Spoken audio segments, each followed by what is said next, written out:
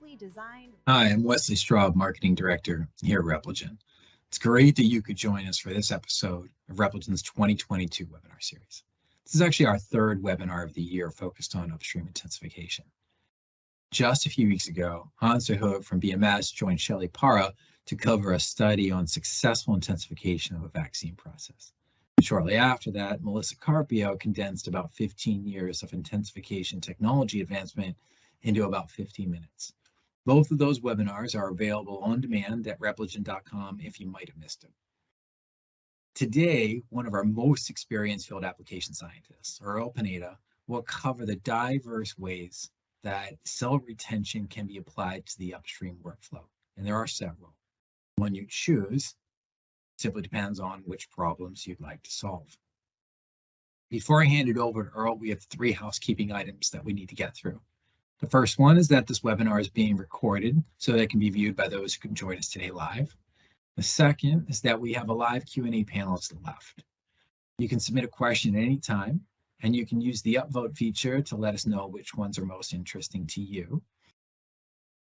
All questions will be answered at the end, and if we don't get to your questions today, you'll receive a written response in about 1 to 2 business days.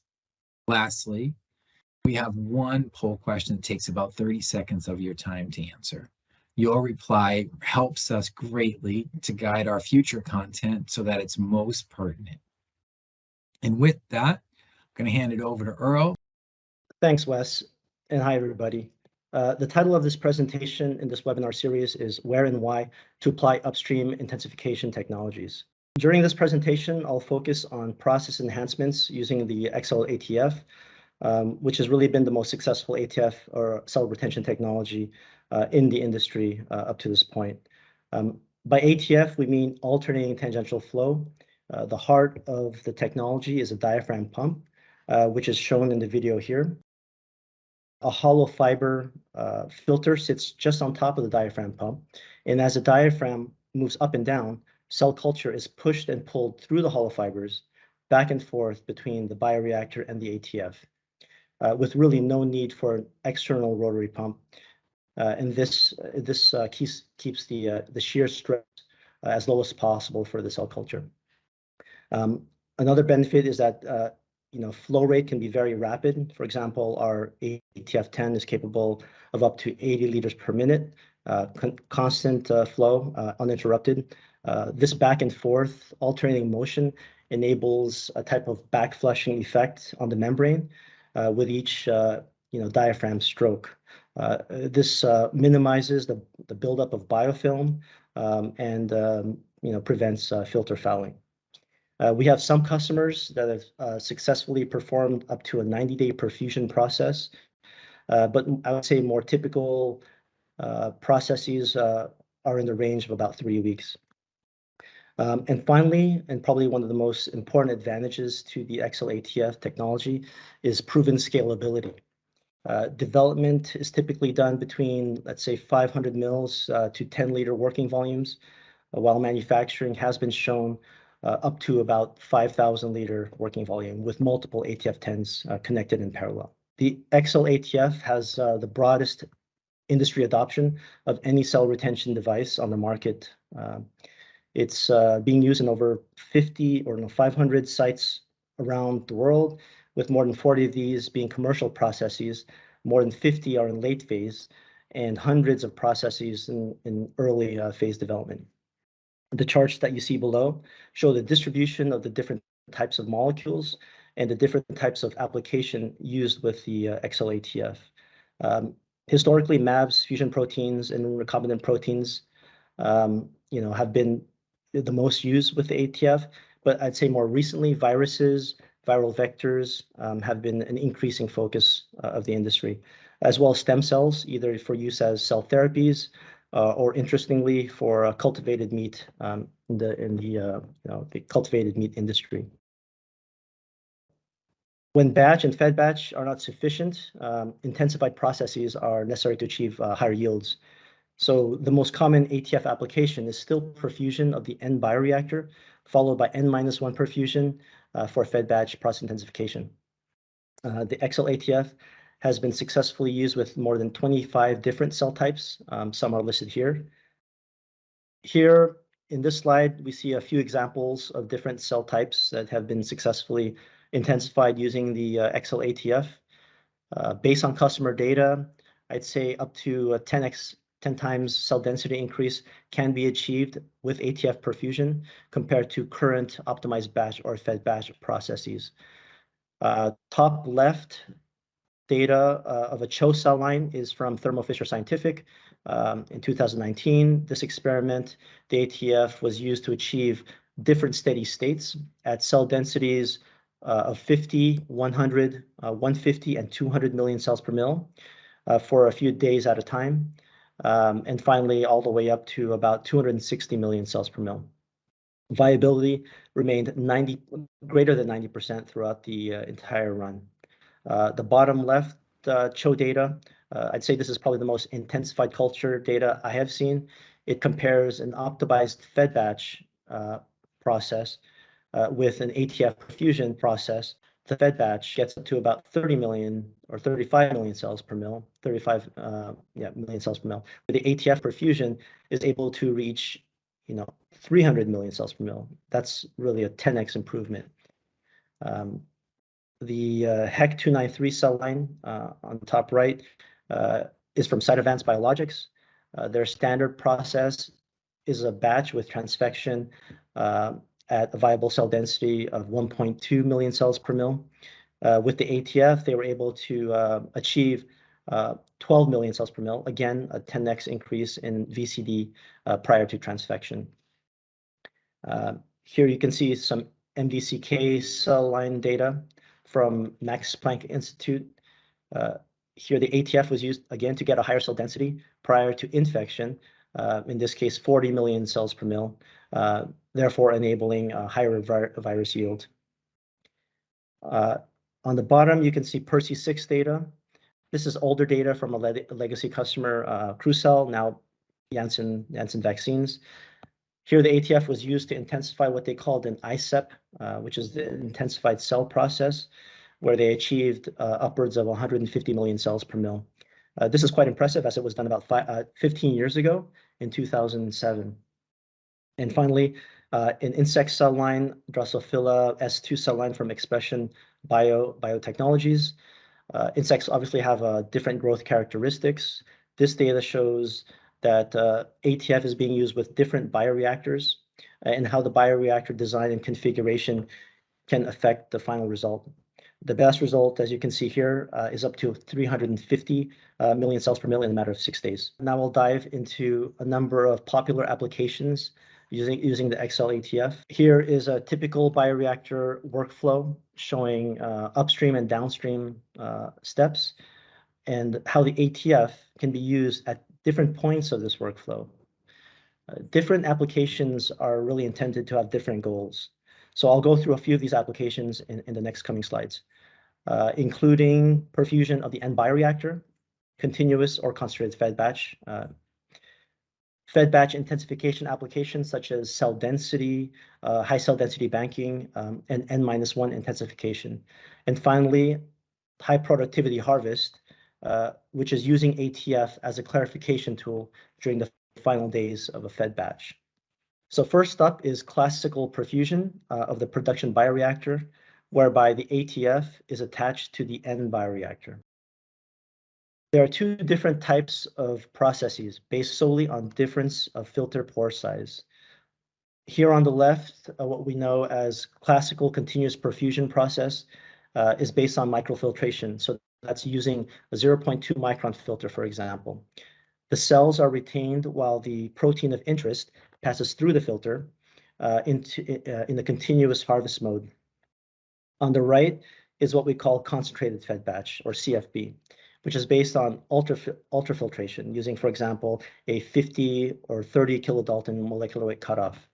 In this case, the filter retains not only the cells, but the protein of interest and any other molecules larger than that cutoff. So which one you should choose, it really depends on a variety of considerations. In my opinion, for example, what is that product of interest? How stable is the product in the cell culture environment? If the product is more label, maybe perfusion is a better option, so you can minimize the residence time in the bioreactor and harvest the protein as soon as possible. How do the cells respond to the different methods? Should toxic metabolites be perfused out of the system, or should essential nutrients and growth factors be retained, which are necessary for cell growth?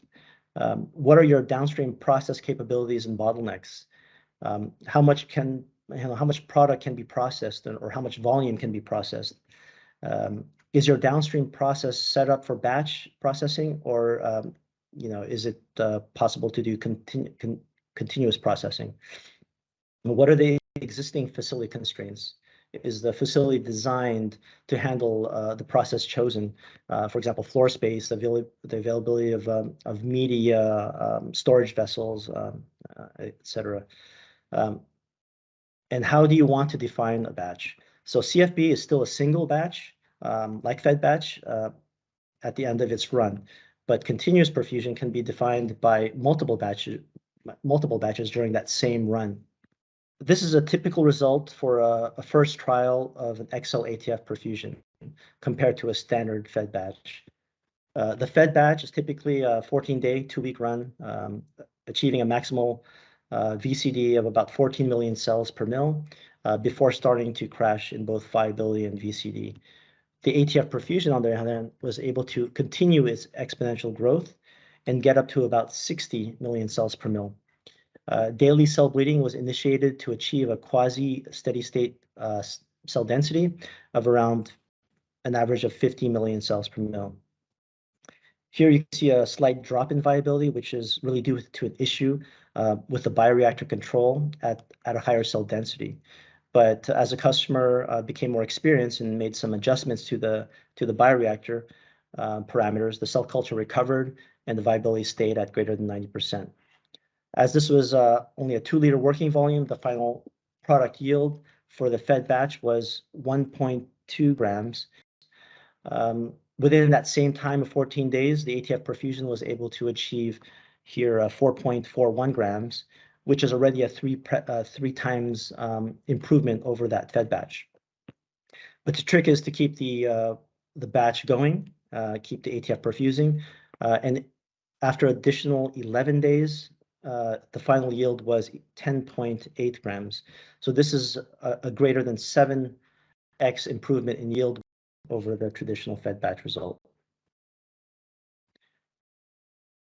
We can see data on the concentrated fed batch process, which is quite distinct from continuous perfusion.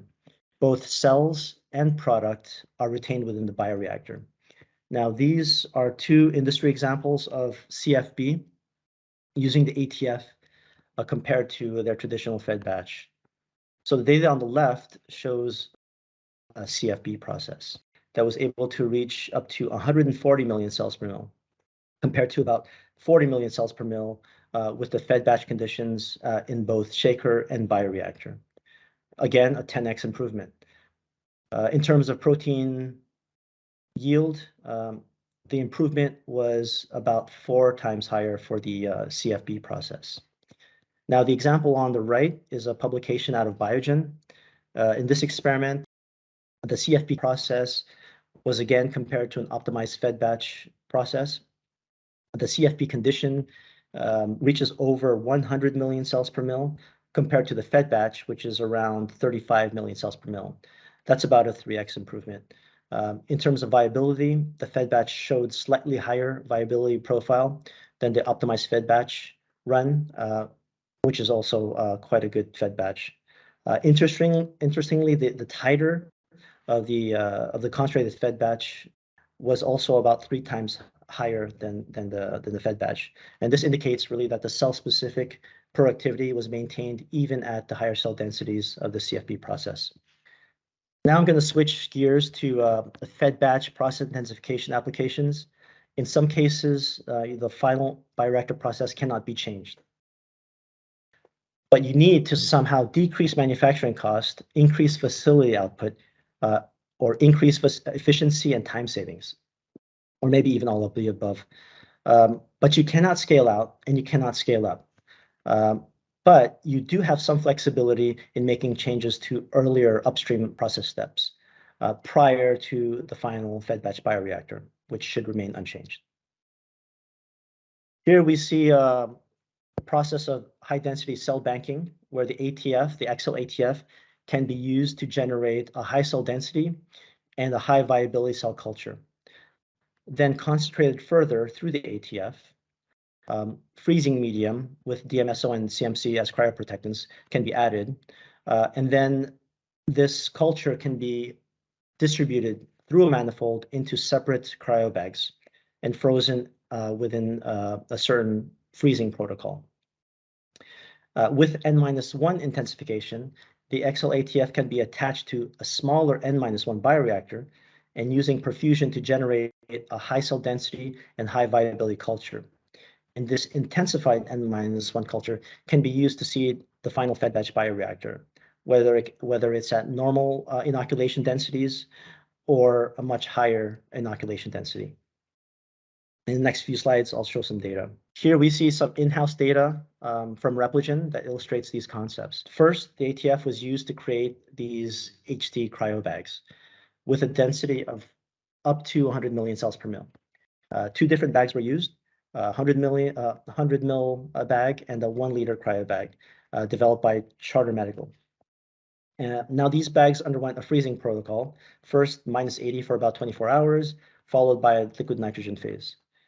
The 1 liter cryobag was then thawed directly into an N-1 bioreactor, and off the thaw, the viability is lower as expected. But after a few generations, the viability improves, and the VCD eventually reaches up to 100 million cells per mil by day 9. Here you can see that perfusion rates were up to about 2.5 VVD. Now, one of the concerns with using a larger cryobag like a 1 liter is the presence of DMSO. However, because it's a perfusion process, most of the DMSO is actually removed during the perfusion process so that the final concentration is negligible and it doesn't end up in the final fed batch bioreactor.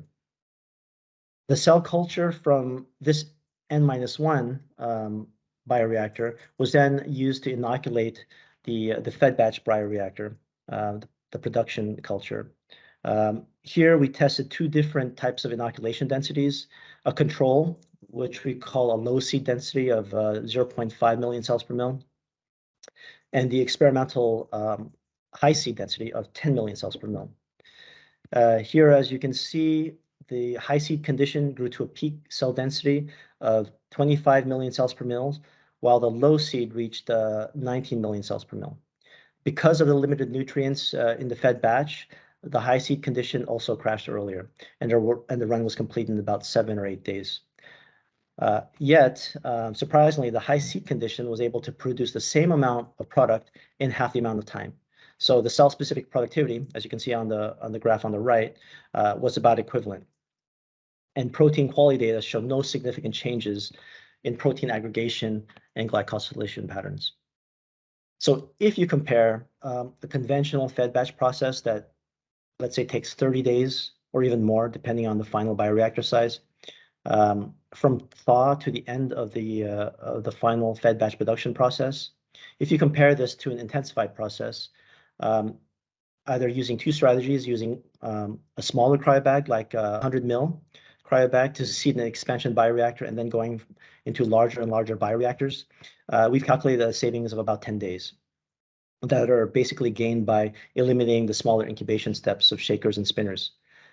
Or the second strategy could be to use a larger cryobag like the 1 liter cryobag to seed directly into the N-1, then doing the N-1 perfusion using the XL ATF to achieve a higher cell density, and then inoculating using this N-1 into the fed batch bioreactor at a higher seed, let's say 10 million cells per mil. We've calculated the savings of about 2 weeks, essentially cutting the process in half, which means more batches with potentially higher productivity for each batch. So here's a few industry case studies. In 2012, a very nice industry case study was published out of Genentech on HT cell banking. This is the study on the left. Two different cell lines were tested, obvious differences in growth characteristics, but both were able to reach 80 million cells per mil. using the XCell ATF in perfusion. The cells were then frozen into 150 ml cryo bags, which they call frosty, meaning frozen seed train intermediates. The cryo bags were then thawed directly into an N-3 bioreactor, and then larger and larger until the final fed batch. I think this paper shows very comprehensive data and details on the freezing protocol. On the right, it's a more recent publication. It's an N-1 intensification coupled with high seed density, and this has become a more popular strategy. This article was published in 2020 by a team from BMS. It's a nice example of N-1 plus high seed. In this experiment, process B is the control, while process C is the intensified process. Here you can see on graph A, the VCD. Process C used the ATF to achieve close to 100 million cells per mil over 6 days, compared to the control, process B, which only reaches about 16 million cells over 4 days. The N-1 cells are then used to inoculate the fed batch bioreactor. Process C was the high seed condition, seeded at looks like 16 million cells per mil, while control process B was inoculated at 3 million cells per mil. And both of these conditions were run through the entire 14-day fed batch process. As you can see with the titer data, the higher seed was able to achieve double the productivity by the end of the run. Or you can look at it in another way and say it reached the same productivity as the control about a week earlier, so around day 7. Now I'll switch gears and talk about a novel strategy called high productivity harvest. It's really a different way of approaching clarification. Here you see a typical workflow for clarification on the left. In some cases, using centrifugation as a primary step, followed by defiltration as a secondary, or in other cases, a two-stage defiltration. A final sterile filter can be implemented to further reduce turbidity. This type of standard clarification workflow obviously requires multiple steps and is very equipment intensive. You typically have to oversize the filters as a safety measure. There's a lot of prep work and flushing involved for the depth filters. There's really no linear scaling for centrifugation. And finally, this process is typically an open system and therefore non-sterile. Why not use an ATF in a slower, more gradual harvest clarification over the last few days of a fed batch culture? As the XCell ATF filter is 0.2 micron, both centrifuge and defiltration is no longer required. The clarified harvest remains within the sterile environment and can go directly to downstream steps. Other benefits that I'm going to show are a healthier culture indicated by lower process-related impurities and higher productivity while keeping the same run length. I'm going to go through the different process steps for high productivity harvest. Basically, the XCell ATF is implemented at the peak of the fed batch culture, which prevents the VCD from crashing and keeps viability higher. The first step here, step A, is your typical fed batch process, feeding on the days that you have defined, in our case, 3 feeds. In the second step, step B, the ATF is activated at defined continuous permeate rates, essentially an end of run perfusion, if you want to think of it like that. In a Repligen study, we tested different perfusion rates, 0.25 VVD, 0.5 VVD, and 1 VVD, which yielded different growth and productivity profiles, data which I'm going to show in the next slide. The next step, step C, is the end of the run, a drawdown step where the media pump is stopped. The harvest pump can be increased to clarify the remaining volume of the bioreactor at a faster rate. The fed batch production runtime is still unchanged. The collected harvest is clarified with a higher yield, as you will see. Here's the data from the Repligen study that was performed. The cell line was a CHO DP12 producing a monoclonal antibody. This is an anti-interleukin 8. There's 4 conditions that you'll see here. The control In red is a standard fed batch process, feeds on day 3, 6, and 9. And the HPH runs, the 3 separate HPH runs, all again with feeds 3, 6, 9. But on day 10, the ATF was implemented with high productivity harvest. 3 different harvest rates were tested, 0.25 VVD, 0.5 VVD, and 1 VVD. The higher HPH rate seems to have a higher growth, so it reaches a higher cell density. That 1 VVD condition results up to 3 times higher VCD compared to the fed batch control. But interestingly, in all the cases of HPH, the viability remained higher, which is greater than 90% compared to the fed batch control. So this healthier environment through the end of the fed batch run really has benefits not only for the cell culture, but for the product of interest. As you can see with the HCP data on the left, on the right side, this is HCP data on day 14.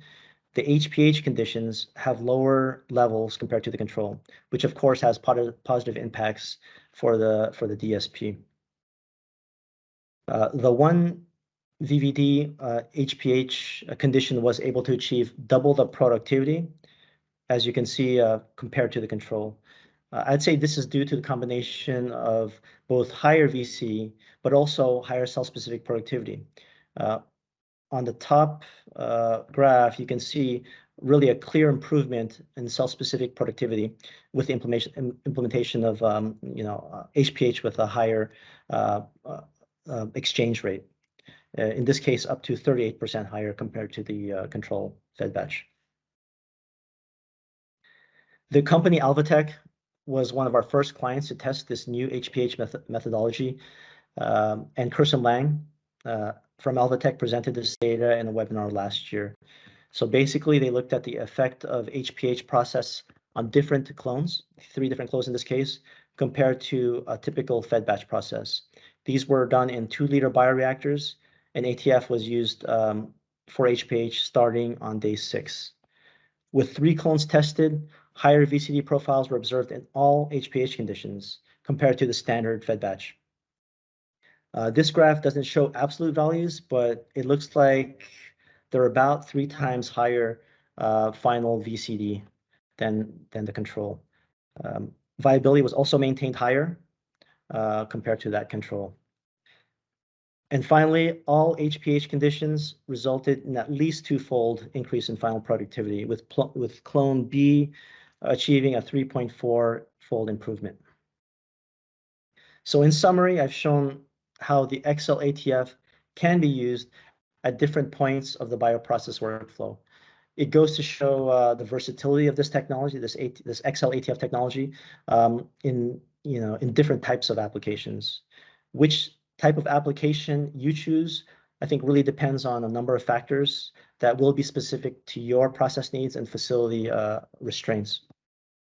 So that was the end of the presentation. Thank you very much for your attention. Now I'm going to pass it back to Wesley for our Q&A. Alrighty, thanks, Earl. Earl, as expected, we have several different questions across different levels, given that you went almost like across the entire upstream workflow with a lot of really nice applications. If I look at them, though, the questions they kind of bucket into like individual process and then maybe up a level in modality. So I'm gonna take Kyle's questions. Kyle's question back here about, it's really basic on the media side, and Kyle's question is what customers need to perform media optimization when considering ATF. Yeah, thanks, Wes. Of course, I think media optimization should always occur in process development. Fed batch media is obviously different. Fusion media, companies who have gone through many years of developing good perfusion medias. So I do think that you do need to work on media optimization. But in the meantime, you can start off, if you're new to perfusion, you can start off with your basal media in a percentage of feed and use that for your first trials to see what type of improvements you can make, and you can at the same time look at other medias off the shelf from different vendors and see how that compares with your baseline. Yeah. Is there a typical like VCD breaking point where like people have to change media, or you see that happen? I think it's a combination of, let's say, the media you have and your perfusion rate, right? So you Yeah. can go to very high perfusion rates, and you can achieve these, ultra high cell densities, like I was showing earlier, 300, 350 million cells per mil.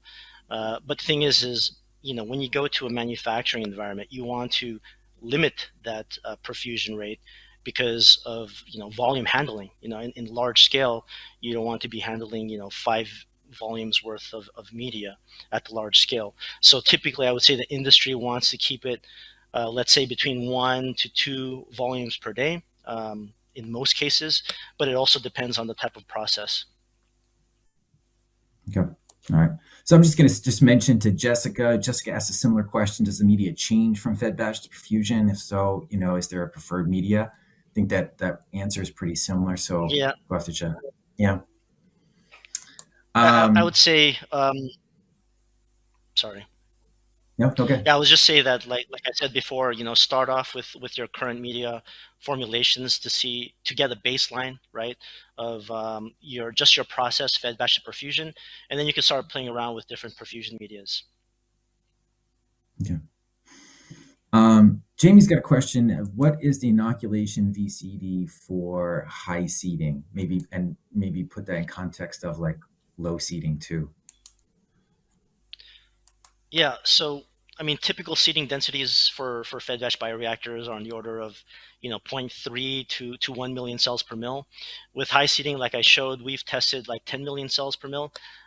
When we first introduced this, I saw a lot of other companies trying about 10. But now I've seen customers out of Asia trying 20 or 30 million cells per mil, which is extraordinary.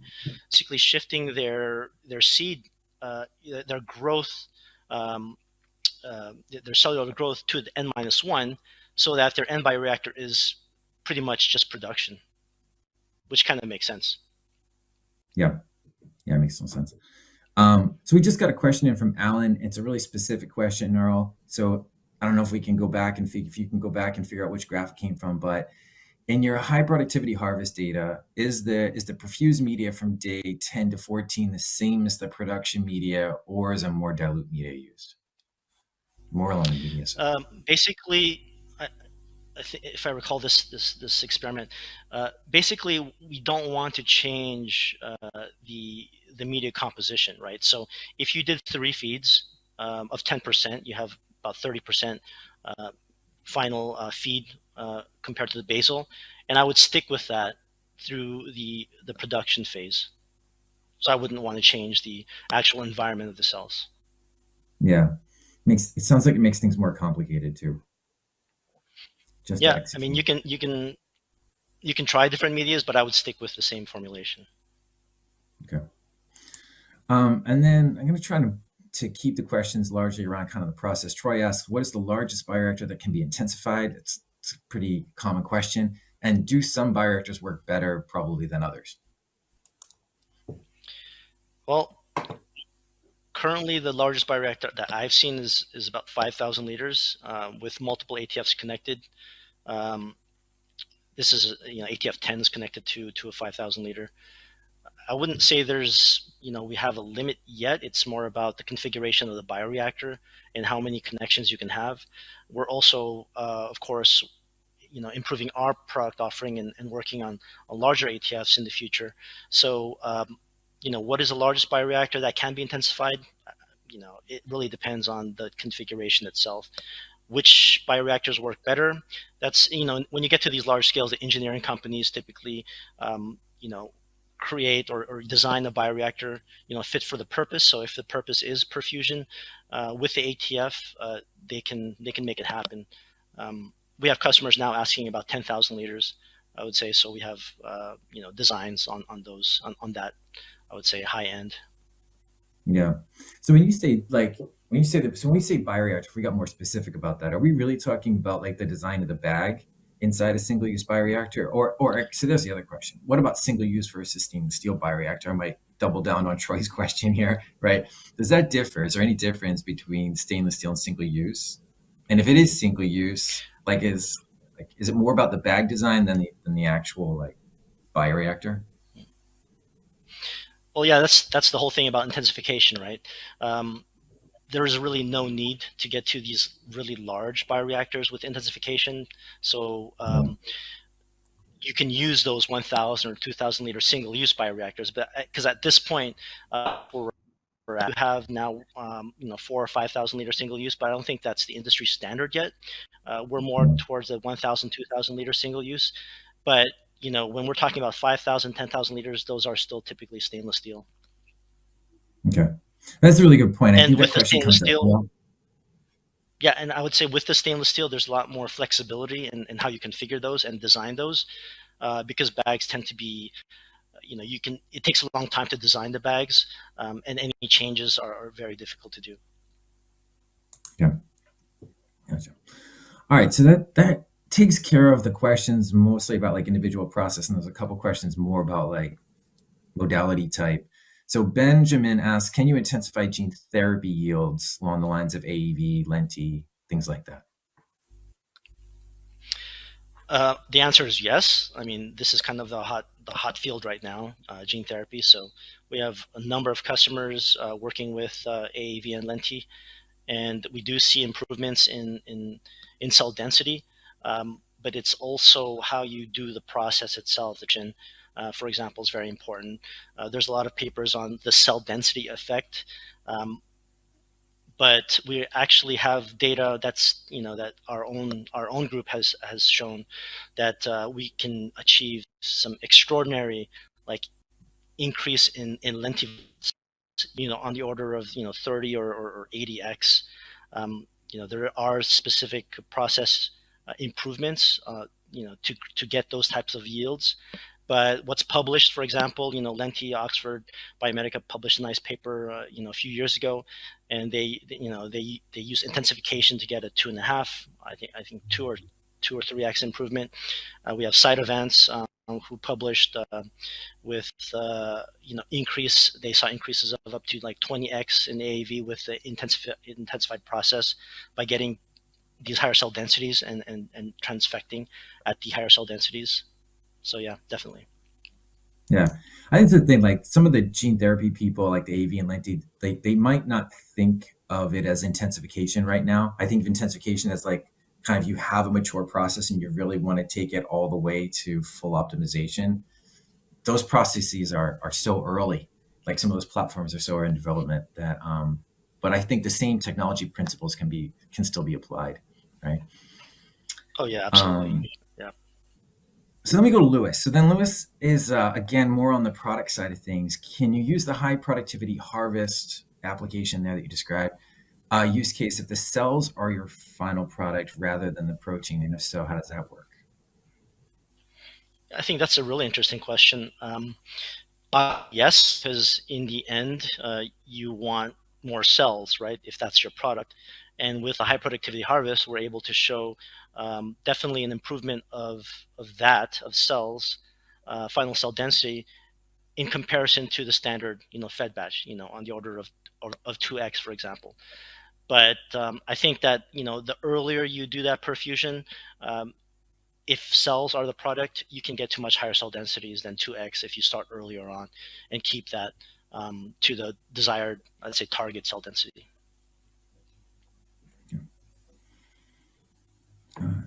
And then we just got some new questions in. Next one's from Philip. Are typical throughputs you see with the end production? What are the typical throughputs you see with the end production bioreactors at basically 100 million? It sounds like anywhere between 100 and 200 million cells per mil. Yeah, I mean, at these cell densities, these are quite high. A lot of people in R&D are trying these cell densities. I don't see them too much as a production cell density because, in production, you tend to be a little bit more conservative. But, to achieve these 100 or 200 million cells per mil, I would say at 100 million cells per mil, I usually see around 2.5 VVD. So 200, maybe 5 VVD. and that's with a specific media, right? So it really depends on the media. You have to look at different medias to see what let's say your minimum specific perfusion rates can be with each of these medias. But just in general, what I've seen is about for 100 million cells per mil, maybe 2.5, 3 VVD. For a really good media, maybe 2 VVD, and just twice as much for 200 million cells per mil. But the difficult thing at these cell densities is just bioreactor control, right? Especially in the small scale, much more difficult to control these very high cell densities in the small scale. So yeah, all depends on medium, give a range. Yeah. Gotcha. And you probably had a better, when I read Philip's question, I thought it was more about throughput, like how many turns they were going to get through the reactor at the end. So Philip, you're welcome to write a follow-up question if we didn't answer that the way you thought it, or you phrased it. And then Earl, our last question of the day, so you can take as much time you really want to answer this one. What are the chances of filter fouling? I'm sure you get this one a lot. If you're going to go up to 100, 200 million cells, like I'm sure everybody's worried about a filter fouling. What other problems might occur? I mean, I'm sure you run into a lot of problems. You work on a day-to-day basis during the ATF process. Yeah, I think the chances of filter fouling, I think they depend a lot on what type of process you're doing. I mean, you can do extreme conditions, get to these very high cell densities, but that will also increase the risk of filter fouling, because even at higher viabilities, because you have such high cell densities, more debris, and what can foul the filter.